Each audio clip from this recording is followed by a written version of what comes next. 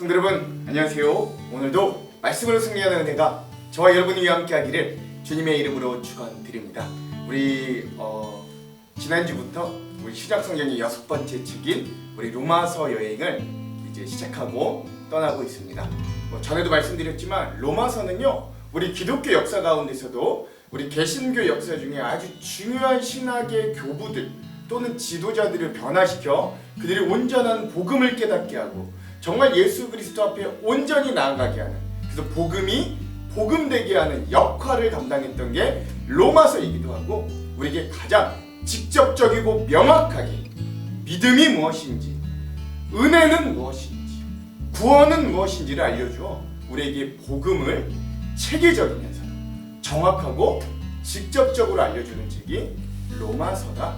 성경 중에 성경이라 그러고 성경 속의 진주, 복음 속의 진주라고 하는 이 책이 로마서다 라는 걸 알고요, 우리가 그 마음들로 기대하면서, 제가 여행 인도자인 게 좀 부족하긴 흠이긴 하지만 그래도 저를 통해서, 부족한 저를 통해 또 하나님이 여러분들에게 주실 은혜들을 기억하면서 우리가 이 로마서의 여행도 즐겁게 떠났으면 좋겠습니다. 자, 그러면 우리 지난 시간의 내용을 한번 기억해보고 그리고 오늘 또 내용들을 이어가 볼게요. 우리 지난 시간 제일 첫 번째 우리 로마서 1장의 전반부를 함께 나눴고요. 이 바울이 편지를 쓰면서 인사말 그리고 본 편지를 왜 기록했는가에 대한 목적을 썼던 부분들을 함께 나눴습니다. 세 가지 은혜를 나눴죠. 먼저 첫 번째, 바울은 이 로마인들에게, 이 로마 교회에 보내는 편지에 자기를 어떻게 소개했냐면 복음을 위한 종, 그리고 예수 그리스도를 위한 종, 그리고 이 하나님의 택하심과 부르심을 받은 사도라고 하는 이 표현, 두 가지 표현을 통해 자기를 소개했거든요. 즉 주님을 위한 종된 자, 복음을 위해 전파되고 부름 받기 위해 그 일들에 매진할 사도로서의 자기 정체성을 확실히 가진 이 바울을 통해서 오늘 우리도 이 말씀 앞에, 복음 앞에 우리를 어떤 자로 어떻게 정체성을 가지고 살아가는가를 한번 되돌아보아야 한다. 우리도 예수를 위한 종으로 각자의 십자가를 따르고 지는 복음의 사명자들로 설 수 있어야 된다. 우리 첫 번째 이런 은혜들을 함께 나눴고요.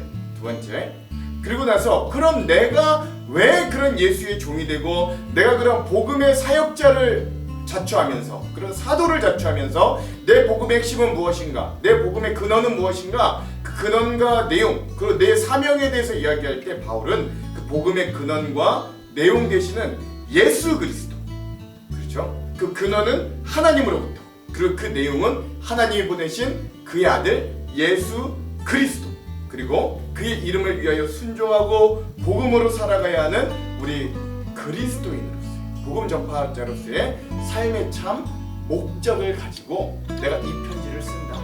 내가 거기에 근원을 두고, 내가 거기에 목적을 두고 이 편지를 쓴다 라고 먼저 확실하게 이야기합니다. 그리고 나서 그는, 그래서 내가 이 복음을 너희에게 전해주기 위해 너희 로마교회에 빨리 좀 도착하고 싶고 여러 번 애를 썼으나 이런 저런 이유로 못 갔지만 내가 너희들에게 빨리 가고 싶다.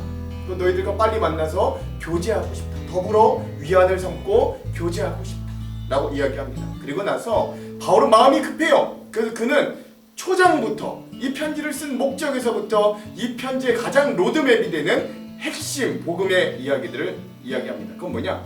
인종과 계급과 신분과 어떤 성별의 경계를 넘어 죄 아래에 있는 모든 자를 행위가 아니라, 어떤 대가가 아니라 믿음으로 구원케 하시는 복음의 은혜, 즉 오직 의인은 믿음으로 말미암아 살리라 라고 하는 이 로마서 전체에도 핵심 구절이 되는 이 복음의 핵심의 선포를 서두에서부터 하고 나서 바울은 본격적으로 편지를 쓰기 시작한다.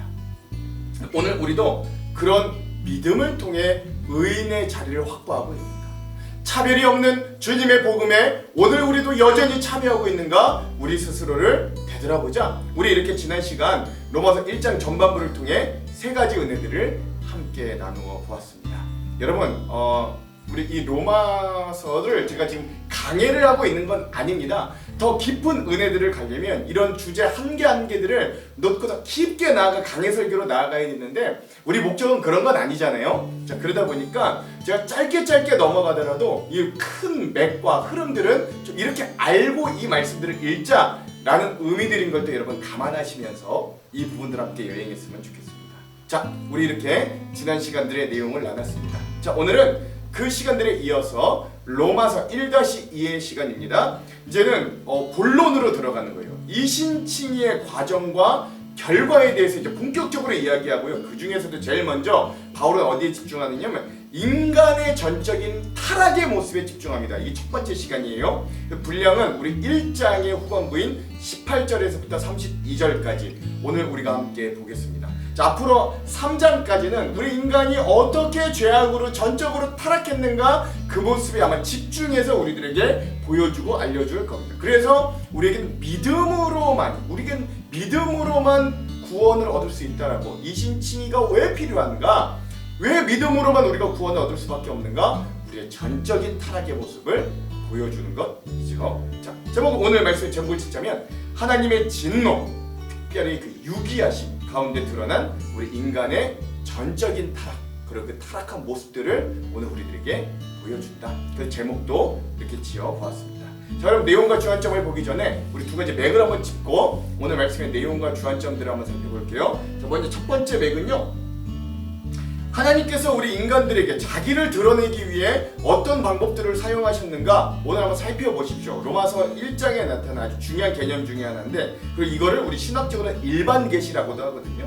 그러니까 어떻게 자기를 드러내시는가를 살펴보고 그에 대한 우리 인간들의 반응은 어땠는가도 한번 살펴보시기 바랍니다. 두 번째, 오늘 말씀해 보면 하나님께서 심판하시는 방법 중에 가장 무섭고 두려운 심판의 방법이 등장하거든요. 그게 무엇인지, 그리고 그걸 통해 오늘 우리는 어떻게 되었는가를 보고 또 오늘 본문을 깊이 묵상해보는 그런 시간들이 되어서 오늘 하나님께서 우리를 심판하시는 방법 중에 가장 무서운 것들이 무엇인가, 우리는 왜 이렇게 죄 많은 세상 가운데 살게 되었는가, 그 원인을 여기서 찾아볼 수 있는데요. 자, 이런 두 가지 질문과 맥을 가지고 오늘 내용과 우리 주안점들을 함께 살펴보도록 하겠습니다. 자, 그럼 먼저 내용들을 한번 살펴볼게요. 우리 로마서 1장의 후반부는 하나님의 진노하심으로부터 시작돼요. 그리고 하나님의 진노가 어떤 이유들로부터 우리에게 다가오는가를 이야기해 줍니다. 제일 먼저 이 로마서 1장의 후반부는 하나님의 진노에 대해서 이렇게 선포합니다.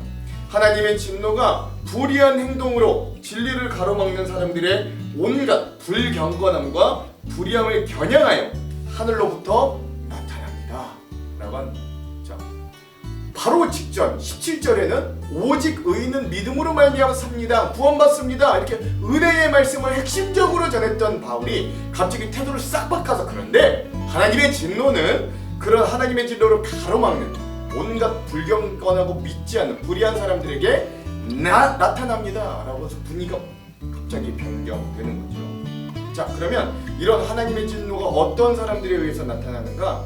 하나님의 일반 계시를 알면서도 무시하는 이런 어리석은 인류에게 하나님의 진노가 나타나더라 라는 걸 알 수 있습니다. 하나님을 알만한 일이 사람에게 훤히 드러나 있습니다. 하나님께서는 그것을 환히 드러내 주셨습니다. 이 세상 창조 때부터 하나님의 보이지 않는 속성, 곧 그분의 영원하신 능력과 신성은 사람이 그 지으신 만물을 보고서 깨닫게 되어 있습니다. 그러므로 사람은 핑계댈 수가 없습니다 라고 하는 거죠. 즉 하나님은 이 세상을 창조할 때부터 만물 곳곳에 하나님으로 알 수 있게 하는, 이 세상은 하나님이 섭리하시는구나, 이 세상은 하나님의 질서로 돌아가는구나 라고 하는 방법과 법칙과 만물 곳곳의 신묘막측한 모양들을 통해 하나님이 계시는구나, 하나님은 이렇게 세상을 움직이시는구나, 우리 인간들이 알게 해주셨다. 특별히 우리 안에 하나님의 형상마저 집어넣어 주셔서 우리가 본능적으로 그걸 캐치할 수 있도록 만들어 주셨기 때문에 그런 세계 만물이 돌아가는 섭리와 그런 것들을 보고 하나님을 발견하지 못한다면 그건 너희들의 핑계일 뿐이다 라고 이야기하는 거예요. 사람들은 하나님을 알면서도 하나님을 하나님으로 영화롭게 해드리거나 감사를 드리기는커녕 오히려 생각이 허망해져서 그들의 지각 없는 마음이 어두워졌습니다. 사람들은 스스로 지혜 있다 주장하지만 실상은 어리석은 사람이 되었습니다 라고 하는 거죠. 즉 우리는 굉장히 우리 인간 자체의 지식과 이론과 이런 것들을 뛰어나다 여깁니다. 여태까지 이렇게 우리의 역사와 경제와 사회와 법과 질서와 교육과 학문을 여기까지 발전시킨 우리의 지성은 대단하다 스스로 자평하게 돼요. 그러나 그 가운데서 하나님을 발견하지 못한 모든 인간의 시도들과 모든 인간의 학문과 철학과 사상과 생각은 결국 하나님 없는 그들의 어리석음에 불과하다라고 바울은 이야기합니다. 즉 하나님의 일반 계시를 알면서도 무시하는 인간의 어리석음에 대해 나타납니다. 그러면 그런 인간의 어리석음은 어떻게 이제 실현되어 나타나느냐? 하나님께서 자기를 드러내기 위해 만드신 피조물을 오히려 우상으로 섬기는 인류의 어리석음과 죄악의 모습으로 드러납니다. 그들은 썩지 않는 하나님의 영광을 썩어 없어질 사람이나 새나 네발 짐승이나 기어다니는 동물의 형상으로 바꾸어 놓았습니다. 그러므로 하나님께서는 사람들이 마음의 욕정대로 하도록 더러움에 그대로 내버려 두시니 인간 서로의 몸을 욕되게 하였습니다. 사람들은 하나님의 진리를 거짓으로 바꾸고 창조주 대신에 피조물을 숭배하고 섬겼습니다. 하나님은 영원히 찬송을 받으실 분이십니다. 아멘. 그런데 사람들은 그런 하나님이 자기를 드러내기 위해 만들었던 피조물들에 오히려 경탄하며 그것들을 우상으로 섬기기 시작합니다. 하늘, 일월 성신 또는 동물들, 어떤 자연의 신비한 일들, 큰 나무들, 비가 내리는 하늘, 이런 것들을 하나님 대신 우상으로 섬기는 어리석은 이 우상 숭배, 영적 타락의 모습을 가지게 되었다. 그러나 영원히 찬송 받으실 분은 그런 피조물들이 아니라 그 피조물을 지은 하나님밖에 없습니다. 선포하는 거죠. 자, 이렇게 인간들은 그들의 눈의 어리석음으로 말미암아 하나님을 드러내셨음에도 불구하고 발견하지 못하고 오히려 하나님이 만드신 피조물들을 우상으로 섬겼으니까 오늘 우리도 마찬가지죠. 돈을 우리의 하나님으로 섬기기도 하고, 그렇죠? 권력을 우리가 하나님 대신 하나님으로 섬기기도 하고, 우리의 지혜와 지성을 하나님으로 섬기기도 하고, 우리의 명예와 인기를 하나님으로 섬기기도 하고, 우리의 쾌락을 하나님으로 섬기기도 합니다. 그러나 그렇게 우리가 하나님 대신에 수많은 다른 것들로 하나님을 삼은 우리 영적인 타락의 결과 우리 인류도 도덕적으로 타락하게 된다. 이런 까닭에 하나님께서는 사람들을 부끄러운 정욕에 내버려 두셨습니다. 여자들은 남자와의 바른 관계를 바르지 못한 관계로 바꾸고 또한 남자들도 이와 같이 여자와의 바른 관계를 버리고 서로 욕정에 불탔으며 남자가 남자와 더불어 부끄러운 짓을 하게 되었습니다. 그래서 그들은 그 잘못에 마땅한 대가를 스스로 받았습니다. 영적으로 타락하니 이들의 사는 그 삶과 현실과 사회에서도 도덕적으로, 그렇죠? 이들의 양심에 어긋나는 일들로 바뀌게 됩니다. 그 중에 가장 큰 것들이 정욕으로 서로의 몸을 망가뜨리는, 이게 꼭 성적인 문제뿐만 아니라 그리고 그렇게 망가진 세상의 결과를 스스로가 다시 받게 되는 이런 불이한 사이클에 갇히게 되는 심판에 거하게 되는 거죠. 그리고 나서 그럼에도 불구하고 여전히 완고함으로 저지르는 모든 죄악들 또한 바울은 놓치지 않고 지적합니다. 사람들이 하나님을 인정하기 싫어하므로 하나님께서는 사람들을 타락한 마음의 자리에 내버려 두셔서 해서는 안 되는 일을 하도록 놓아두셨습니다. 사람들은 온갖 불의와 악행과 탐욕과 악의로 가득 차 있으며 시기와 사류와 분쟁과 사기와 적의로 가득 차 있으며 수근거리는 자요, 중상하는 자요, 하나님을 미워하는 자요, 불손한 자요, 오만한 자요, 자랑하는 자요, 악을 꾸미는 모략꾼이요, 부모를 거역하는 자요, 우매한 자요, 신의가 없는 자요, 무정한 자요, 무자비한 자들입니다. 21가지에 대한 이 불의한 모습들을 다 이야기합니다. 그들은 이와 같은 일을 하는 자들은 죽어야 마땅하다는 하나님의 공정한 법도 의를 알면서도 자기들만 이런 일을 하는 것이 아니라 이런 일을 저지르는 사람들을 두둔하기까지 합니다 라고 이야기하죠. 여기서도 중요한 건 뭐냐면 여기서 등장하는 하나님의 심판은 하나님이 직접 그 일들에 대한 심판의 모습으로 나타나지 않습니다. 인간 스스로가 만든 그런 어리석음과 그런 죄악들로 인해 스스로가 그런 스스로 만든 일들을 자승자박하게 됩니다. 그 결과를 맞이하게 되는 심판에 거하게 되고, 또 하나 여기서 중요하게 나타나는 하나님의 심판의 양상은 하나님이 그런 인간의 모습들을 그대로 내버려 두시는 거예요. 어려운 말로 유기한다 하지요.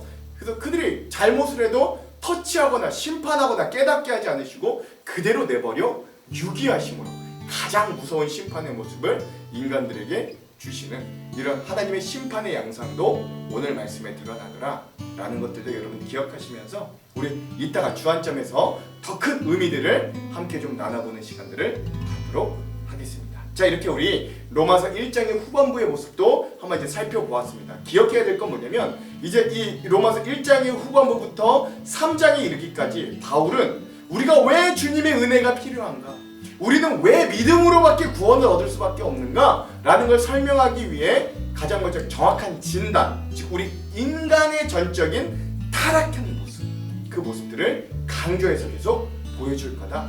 여러분 이런 전체적인 흐름도 좀 아시면서 여행을 떠났으면 좋겠습니다. 자, 그러면 오늘 로마서 1장의 후반부 핵심 구절을 한번 살펴볼게요. 오늘 제가 뽑은 로마서 1장의 후반부는 23절에서 25절입니다. 읽어볼게요. 썩어지지 아니하는 하나님의 영광을 썩어질 사람과 새와 짐승과 기어다니는 동물의 우상으로 바꾸었느니라. 그러므로 하나님께서 그들의 마음속의 정욕대로 더러움에 내버려 두사 그들의 몸을 서로 욕되게 하게 하셨으니 이는 그들이 하나님의 진리를 거짓 것으로 바꾸어 피조물을 조물주보다 더 경배하고 섬김이라. 주는 곧 영원히 찬송할 이시로다. 아멘. 그렇죠? 그래서 오늘 하나님이 온 세계에 자기를 드러내신 일반 계시의 모습, 그러나 그것들을 어리석게도 알면서도 부정하고 오히려 피조물들을 우상으로 섬겼던 우리의 영적인 타락, 그러므로 그런 더러움에 내버려 두시는 하나님의 유기, 하나님의 심판의 모습. 그럼에도 불구하고 바울은 그러나 영원히 찬송받으실 분은 하나님뿐입니다 라고 선포하는 이 놀라운 장면을 오늘 로마서 1장 후반부의 핵심 구절로 삼아 보았습니다. 자, 그럼 오늘 이 부분에 대한 우리 주안점 세 가지를 함께 나누고 오늘 로마서 1장 후반부의 말씀도 한번 읽어볼게요. 먼저 첫 번째, 사도 바울은 스스로를 예수 그리스도의 종 된 자임을 자처하면서 자신은 하나님의 복음을 위하여 택함, 부르심을 받았다고 자기를 이렇게 소개하고 고백하는 거예요. 사실 지금 바울의 마음은 급합니다. 그는 자신이 직접 경험하고 알게 된 이 예수 그리스도, 이 복음을 어떻게 해서든 빨리 전하고 싶은 마음뿐입니다. 그것은 유대인이나 이방인이나 상관없이 또한 그 당시 세상의 중심이라고 여겨졌던 로마의 교회, 그 성도들에게까지나 모두 마찬가지였어요. 그러므로 이 바울은 로마 교회 성도들에게 인사말을 하고 난 이후에는 곧바로 편지의 서두에 이 복음의 핵심 가치를 이렇게 선포하면서 편지의 본론을 시작하는 거죠. 우리 지난 시간에 읽었던 로마서 1장 16절과 17절. 내가 복음을 부끄러워하지 아니하노니 이 복음은 모든 믿는 자에게 구원을 주시는 하나님의 능력이 됨이라. 먼저는 유대인에게요 그리고 헬라인에게로다. 복음에는 하나님의 의가 나타나서 믿음으로 믿음에 이르게 하나니 기록된 바 오직 의는 믿음으로 말미암아 살리라 함과 같으니라. 이처럼 바울은 모든 사람이 구원을 받게 됐, 뭘로? 믿음으로 구원을 받게 됐다는 기쁜 소식을 전하고 난 이후에 바울은 본격적으로 이 편지의 본론으로 들어가는데요. 근데 놀라운 건 이 바울은 그런 본론에 들어가자마자 갑자기 태도를 돌변하여 하나님의 진노와 심판에 대해서 선포하는 거예요. 18절. 하나님의 진노가 불의로 진리를 막는 사람들의 모든 경건하지 않음과 불의에 대하여 하늘로부터 나타나니. 아멘. 바울은 이 편지에서 인사 부분이 끝나고 자신이 전하고 싶은 내용의 본론으로 들어가자마자 갑자기 분위기를 바꿔 로마 교인들에게 또 이 책을 읽는 모든 자에게 하나님의 진노와 분노를 먼저 이야기한 이유가 무엇일까요? 좋은 말로 시작할 수 있잖아요. 좋은 말로 시작할 수 있는데 왜 갑자기 무섭게 하나님의 진노로부터 이 이야기들을 시작하냐? 그건 그들이 복음에 대해 깊이 깨닫기 위해서는 먼저 필수적으로 자신이 어떤 상태에 있는지를 제대로 깨달아야 되기 때문입니다. 인간을 구원으로 인도하는 하나님의 의라고 하는 건 두 가지 측면의 의미가 내포되어 있어요. 먼저 첫 번째는 뭐냐? 하나님의 의에 대한 측면은 인간이 그 어떤 공로와 노력이 아닌 예수 그리스도를 믿는 믿음을 통해 우리를 죄에서 구원해 주시는 하나님의 은혜로 드러나는 하나님의 의로우심입니다. 그리고 나서 또 한 측면, 하나님의 의에 대한 동전의 양면과 같은 하나님의 또 다른 하나님의 의의 측면은 자신의 하나밖에 없는 아들을 마저 주심으로 구원에 이르는 길을 열어주셨음에도 불구하고 그 사실을 믿지 않는 자들의 불신과 불의에는 철저하게 공의대로 심판하시는 속성이 또한 하나님의 의인 거예요. 그러니까 이 하나님의 의에는 그런 인간을 구원하시기 위한 하나님의 의로우심과 그런 믿지 않는 자들을 향한 하나님의 심판의 영역이 동시에 이 동전의 양면처럼 들어있는 거죠. 바울은 이런 하나님의 진노에 대해 선포하면서 하나님의 의로우심에 나타난 진노 그리고 공의의 심판에 대해 먼저 깊게 설명하는 겁니다. 그래야 나중에 하나님의 은혜가 정말 은혜답게 다가올 수 있거든요. 그러면서 사도 바울은 하나님께서 자신이 만든 이 피조 세상 만물 가운데 하나님이 창조주이시죠. 온 세상을 섭리하고 경영하시는 분이심을 알리기 위해 그 모든 만물과 세상의 법칙 가운데 진리와 속성으로 자기의 모습을 거기에 그려 넣으셨고 인간에게 주신 그 하나님의 형상, 즉 지식이라든가 신앙심이라든가 양심이라든가 깨닫게 하시는 조명하심을 통해 인간은 그렇게 만물에 드러난 진리들과 어떤 이 세상이 운영되는 그 속성과 섭리를 통해 하나님을 알도록 피조되었다, 만들어졌다라고 알려줍니다. 우리는 이걸 일반 계시라고 하는데요. 그러므로 우리 인간들은 하나님을 모른다고 핑계할 수 없는 겁니다. 그 부분이 19절 20절이에요. 이는 하나님을 알만한 것이 그들 속에 보임이라 하나님께서 이를 그들에게 보이셨느니라. 창세로부터 그의 보이지 아니하는 것들 곧 그의 영원하신 능력과 신성이 그가 만드신 만물에 분명히 보여 알려졌나니 그러므로 그들이 핑계하지 못할지니라. 아멘. 그러므로 우리는 하나님을 모른다고 핑계댈 수 없고 하나님이 없다 또는 하나님이 다른 곳에 있다라고 말할 수도 없습니다. 그럼에도 불구하고 전적으로 타락한 인간은 본능적으로 이 절대자의 존재에 대한 인식 또는 초월자에 대한 경외심과 같은 이런 기본적인 종교심, 어려운 말로 신관념이라고 하는데 이 신관념을 가지고 있지만 타락과 죄로 인해 눈이 어두워지고 어리석어져서 하나님을 섬기기보다는 하나님께서 만드신 피조세계의 다른 피조물들을 마치 하나님인 양 섬기기 시작했던 거예요. 21절에서 23절 그리고 25절입니다.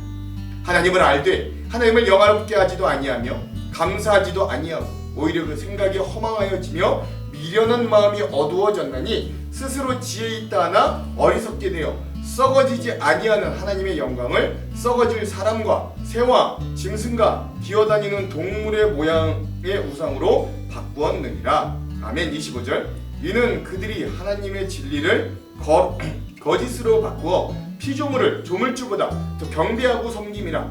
주는 곧 영원히 찬송할 이시로다. 아멘. 그렇죠? 사람이 여기서 보니까 사람이 뭐래요? 하나님의 영광을 우상으로 바꿔버립니다. 인간은 스스로 지혜있다 생각하며 이런 일들을 했던 거예요. 그러나 얼마나 어리석은 일입니까?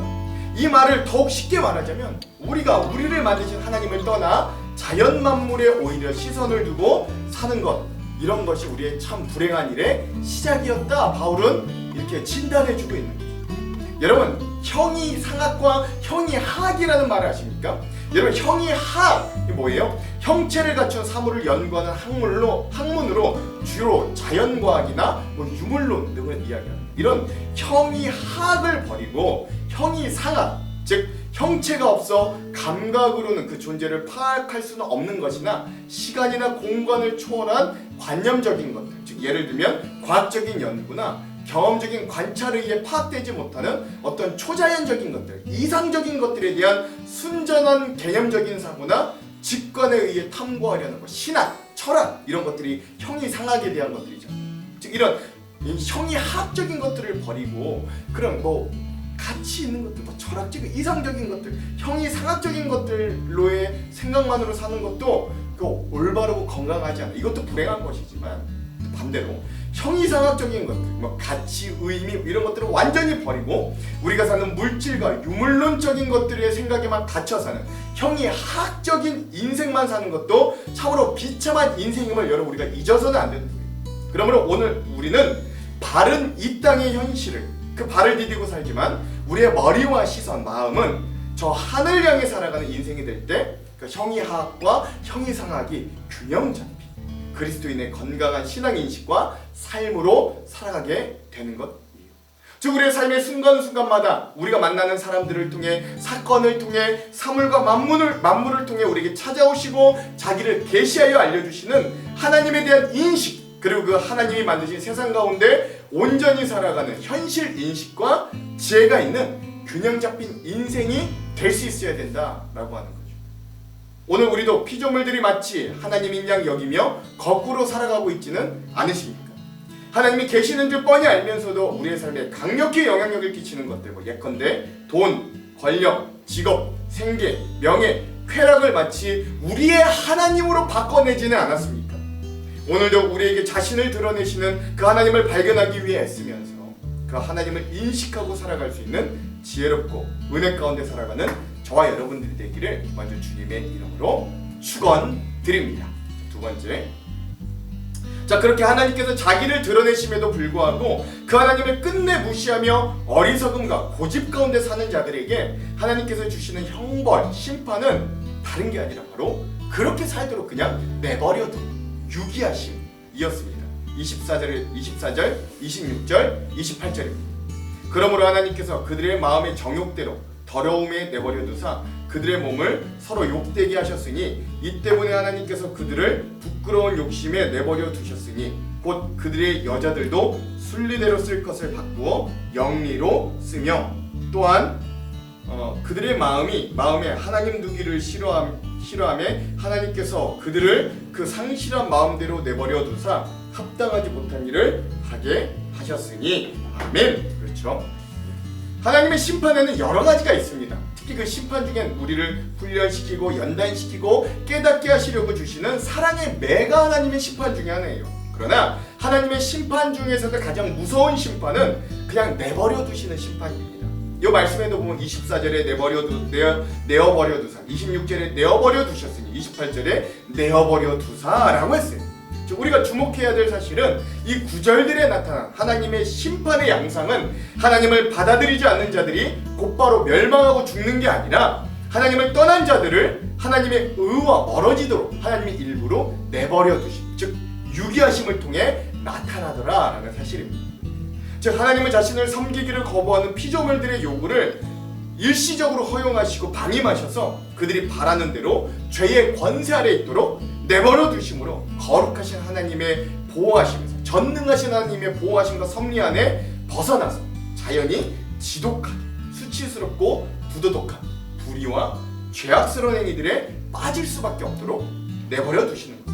오늘 로마서 1장에는 여러 종류의 하나님의 버려두심을 받은 사람들의 모습과 유형들이 등장하게 되는 거죠. 먼저 하나님은 인간의 욕망에 스스로를 내버려두게 하시는 것입니다. 24절, 그러므로 하나님께서 그들의 마음의 정욕대로 더러움에 내버려 두사 그들의 몸을 서로 욕되게 하셨으니 아멘. 자, 여기서 말하는 더러움은 정욕에 내버려 주는 것과 우상 숭배 등으로 인해 몸과 마음이 더러워지는 것들을 말합니다. 음란에 빠진 사람과 우상 숭배에 빠진 사람은 거기서 벗어나오기가 심히 어렵습니다. 사탄이 파놓은 대표적인 함정들이 뭐냐? 스스로 하나님이 되고 싶어하는 욕망과 인간의 성적인 본능을 통해 쾌락에 빠진 인간들을 타락시키는 거예요. 이들의 결과는 서로가 서로를 욕되게 하는 지경에 이르게 됩니다. 특별히 예수님과 바울이 활동했던 당시 이 근동 지역은 헬레니즘의 문화가 융성했습니다. 바울이 로마서를 집필했던 이 고린도 지역과 이 로마 교인들이 살고 있는 이 로마 지역은 헬레니즘, 즉 그리스 문화의 영향을 받아 도시 곳곳에 그리스 신화에 등장하는 여러 신들을 섬기는 신전들이 있었습니다. 근데 이 그리스 로마 신들을 섬기는 신전들에서의 예배행위, 이 이교도들의 예배행위는 그렇죠? 그러니까 남자와 여자가 교미하는 것을 찬미하는 것으로 바쳤어요. 여신에게 바쳐진 여성 1000명의 행렬과 그들과의 성행위를 하는 이 종교적 의식은 그 사회 자체를 성적인 타락으로 강력하게 안내했던 거예요. 신앙심 자체가, 예배하는 것 자체가 그런 거니까요. 얼마나 성적으로 문란했든지 이 당시에 성적으로 타락한 사람을 가리켜 저 사람 마치 고린도인처럼 산다 라고 말했을 정도라고요. 뿐만 아니라 이 로마서가 쓰여졌던 이 고린도 지역은 상업과 물류의 허브 역할을 담당하는 도시였기 때문에 물질적으로도 풍요했거든요. 그러니까 여러분 고린도가 이 정도였다면 당시 세계를 지배했던 로마는 어느 정도일지 제가 말을 안 해도 예측이 가실 거예요. 또 많은 로마의 유적과 이 역사적 자료를 보면 그들이 얼마나 성적으로 문란했는지, 얼마나 풍요롭고 사치스러웠는지를 잘 아실 수 있어요. 물질주의가 만연하고 성적으로 문란하고 온갖 우상을 섬기는 이 문화권에서 사는 사람들에게 무엇이 하나님의 말씀에서 벗어난 죄악된 삶인가를 깨닫게 하기 위해 바울은 하나님의 진노 중에서 가장 무서운 심판인 내버려두는 심판을 거론하는 것입니다. 여전히 오늘 우리의 마음속에서 사단은 우리들에게 야, 네가 기존에 너희가 하던 대로 죄의 방향을 선택하면 즐거움과 행복을 가져다 줄 거야. 야, 그게 진짜 자유롭지 않냐? 라고 우리에게 거짓말로 속삭입니다. 그러면서 이 믿음으로 향하는 우리들에게 이렇게 말해요. 너희가 기존에 즐기던 것 과감히 포기할 수 있겠는가? 돈이 가져다주는 편리함과 권위와 힘의 달콤함을 너 과연 포기할 수 있겠어? 하나님을 섬기는 그 답답함과 자존심 상함과 또는 그 믿음의 대가로 찾아오는 고난과 희생 너 감당할 수 있겠냐고 사단은 오늘 우리들에게 이렇게 도전하는 거죠. 그러나 우리가 기억해야 할 건 우리에게 환상적인 삶을 허락해 줄 것 같았던, 아주 자유로운 삶을 허락해 줄 것 같았던 세상의 죄들이 시간이 지나면 결국 우리를 지배할 때, 그 죄가 우리를 지배할 때 그 죄는 결국 우리의 모든 것들을 파괴한다는 사실입니다. 우리의 몸, 우리의 가족, 우리의 친구, 우리의 영혼, 우리의 직업, 우리의 생각, 우리의 생명 등 모든 것들을 파괴합니다. 서로가 서로를 욕되게 만들 수 없는 지옥이 바로 그런 하나님 없는 방탕한 삶을 사는 우리 모두에게 펼쳐지게 됩니다. 그게 지옥이 일상이 되는 거죠. 돈 많으면 뭐예요? 성공하면 뭐예요? 그러면 우리는 하나님의 내버려 두심이 가장 큰 심판임을 알고 하나님께서 우리의 삶에 연단하실 때 늦지 않게 돌아설 수 있어야 됩니다. 따라서 하나님의 음성에 귀를 기울일 수 있어야 됩니다. 하나님의 음성을 어떻게 들을 수 있어요? 성경과 기도와 주의 종들과 믿음의 가족들과 환경을 통해 주님은 주님의 음성과 메시지를 들려주시고, 그리고 날마다 하나님께 더 가까이 나아가는 생활을 의식적으로라도 하시기 바랍니다. 그럴 때 그 말씀이 우리 안에 역사하여 우리의 삶에 가득 자라는 잡초와 같은 나쁜 습관과 우리의 몸을 더럽힐 모든 정욕과 유혹에서 우리의 마음과 생각을 지켜낼 것이기 때문에 그렇습니다. 그러므로 어리석음에 빠져 이것이 자유다! 라며 하나님 앞에 내버려진 인생이 아니라 오히려 주님의 손에 붙들리고 그 사랑에 매여 오히려 진리가 우리를 자유케 함이 어떤 것인지 믿음과 복음 안에 누리고 살아갈 수 있는 저와 여러분들이 되기를 주님의 이름으로 축원합니다. 자, 세 번째, 하나님 앞에서 말한 이런 영적인 타락, 즉 하나님을 알면서도 외면하고 피조물들의 세계와 물질에만 관심을 갖고 그것들을 우상처럼 섬기는 우리의 영적인 타락, 또한 영적인 타락의 결과로 인해 욕망에 사로잡혀 서로의 몸을 더럽게 만드는 육적인 타락의 현실을 보게 했어요. 그리고 끝내 그 마음이 완고한 자들이 얻을 결과와 심판에 대해서 계속해서 증언합니다.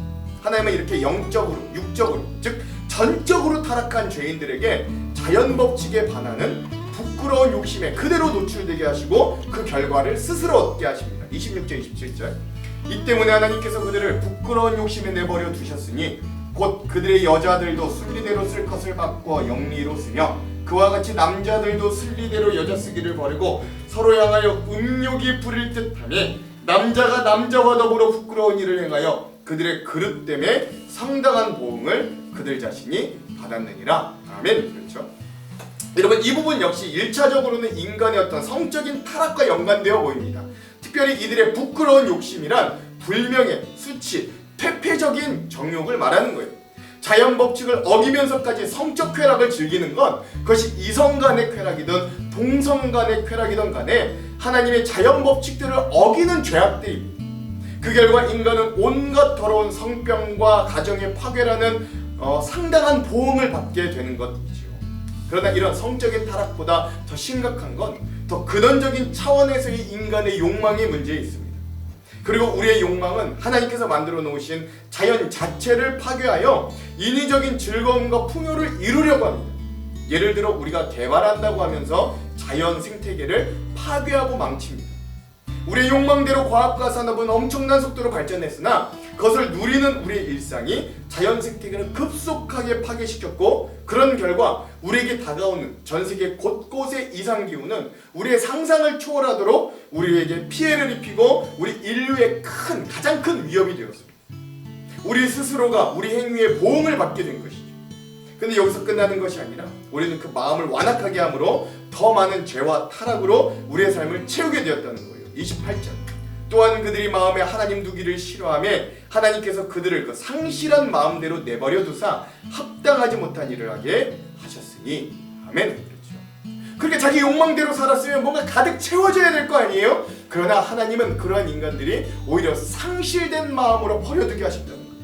28절에 나오는 이 상실한 마음이란 하나님께 동의하는 걸 거절하고 인정하기를 거절하고 승인하기를 거절하여 하나님을 완전히 상실해버린 상태를 말합니다. 이런 상실감은 인간의 가장 큰 절망으로 죄인들을 이끄는 거예요. 그러므로 절망이란 이런 사악하고 타락한 마음에 내팽개침을 당했을 때 생기는 마음입니다. 그래서 신학자이자 철학자였던 피에르 케고르는 절망을 죽음에 이르는 병이라고 진단했던 거죠. 그러면 그 상실과 절망의 결과는 뭐예요? 29절과 31절에 기록된 것처럼 모든 불의, 추악, 탐욕, 악의, 시기, 살인, 분쟁, 사기, 악독, 수군수군함, 비방, 하나님께 미움을 받음, 능욕, 교만, 자랑, 악의를 도모함, 부모를 거역함, 우매, 배악, 무정, 무자비 등 거의 21개나 뭐 등등이라니까 더 많은 건데 21개나 된다고 이야기합니다. 즉 모든 죄악이 바로 이런 하나님을 잃어버린 상실감에서부터 시작된다라고 이야기하는 거예요. 그러므로 우리 인간의 마음에 하나님을 제외한 그 어떤 것을 채워도 우리는 이 지독한 상실감과 절망감에서 헤어나올 수 없는 존재임을 다시 한번 배우게 됩니다. 왜 돈 많은 연예인들이, 왜 인기 많은 연예인들이 자살을 하겠어요? 왜 그들이 그 상실감 가운데 그런 삶을 살겠어요? 그 어떠한 황금과 물질도, 창고를 가득 채우는 곡식들과 우리의 눈을 빼앗아가는 쾌락과 인기도 우리의 영혼에 새긴 상실감과 절망감을 완전히 해소해줄 수는 없는 거예요. 그리고 이런 상실에 빠진 사람들은 이제 그 상실감을 혼자만 지기 어려워 자기 혼자만 죄를 짓지 않고 죄를 저지르는 다른 사람들을 옹호하고 다른 사람들에게도 그런 삶을 살도록 유도하는 데까지 이르게 됩니다. 그게 오늘 본문의 마지막 32절. 그들이 이 같은 일을 행하는 자는 사형에 해당한다고 하나님께서 정하심을 알고도 자기들만 행할 뿐 아니라 또한 그런 일을 행하는 자들을 옳다 하느니라. 여러분, 이게 죄의 속성입니다. 죄는 이런 확장성을 갖고 있는 거예요. 죄를 멀리해야 할 이유가 바로 여기에 있는 거죠. 그런데 이 죄는 이런 죄가요 멀리 있지 않습니다. 바로 우리 코앞에 와 있는데도 우리가 모르는 경우가 있는데 바로 하나님으로 우리의 풍요와 목적으로 삼지 않은 모든 경우가 바로 그런 죄악 가운데 우리가 빠져있는 어리석음과 하나님의 내버려 두신 가운데 있는 상태다라고 할 수 있는 거죠. 그러면 오늘 이제 종합적으로 오늘 로마서 1장의 후반부 본문이 우리에게 주는 교훈이 뭐예요? 내가 누구인가 제대로 깨닫는 사람만이 하나님 앞에 온전히 나아갈 수 있다는 사실입니다. 그러므로 그런 하나님의 기준에 부합하기 위해 우리는 철저하게 우리 스스로가 어떤 상황에 처해 있는가를 정직하고 정확하게 볼 수 있어야 됩니다. 사도 바울이 로마 교인들에게 보낸 이 서두에서 하나님의 진노를 먼저 밝힌 이유는 로마 사회에 만연한 더러운 죄악의 구렁텅이에 있지 말고 예수 그리스도를 믿음으로 그 죄악에서 벗어나 영원한 하나님 나라의 백성으로 살아갈 것을 간절한 마음으로 당부하기 위해서였어요. 오늘날은 당시 로마 시대보다도 훨씬 더 혼탁한 시대에 있습니다. 그러나 이 말씀은 여전히 살아있어 하나님을 인정하지 않고 하나님의 진노 속에 있던 우리에게도 여전히 강력하게 다가와 주셨습니다. 이 말씀을 통해 예수님의 나와 나의 그리스도이심을 믿음으로 고백할 수 있게 해주신 겁니다. 이 믿음으로 구원을 받고 하나님의 자녀가 되는 은혜도 베풀어 주실 겁니다.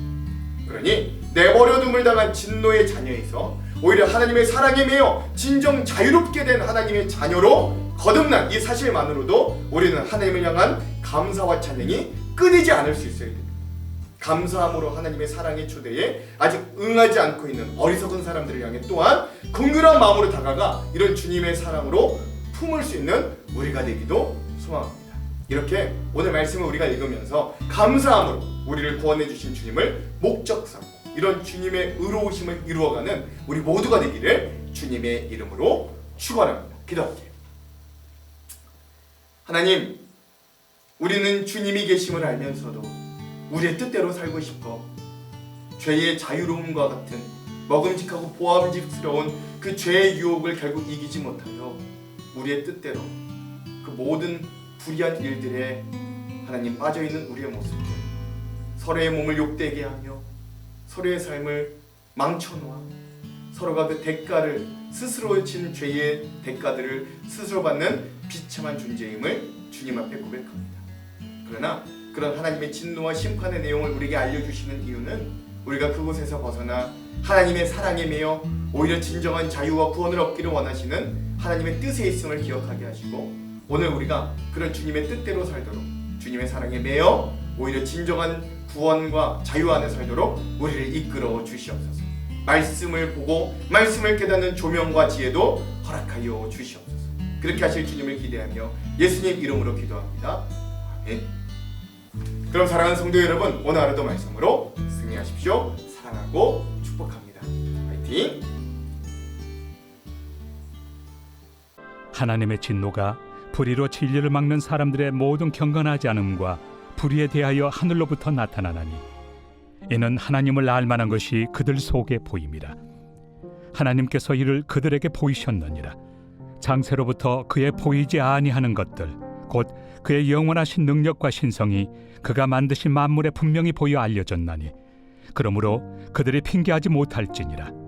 하나님을 알되 하나님을 영화롭게도 아니하며 감사하지도 아니하고 오히려 그 생각이 허망하여지며 미련한 마음이 어두워졌나니, 스스로 지혜 있다 하나 어리석게 되어 썩어지지 아니하는 하나님의 영광을 썩어질 사람과 새와 짐승과 기어다니는 동물 모양의 우상으로 바꾸었느니라.